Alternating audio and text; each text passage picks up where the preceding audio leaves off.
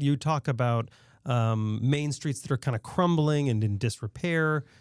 How would you do that from a legislative standpoint? Because you also talk about smaller government and not wasting money. So I would assume it doesn't mean writing bills that funnel more money into smaller towns and rural, or does it mean that? The answer is opening up the stores on the main street and putting businesses back there and getting people to move to the small towns. Right. How do you go about achieving that? And the economy is an incredibly complex machine that requires a lot of things.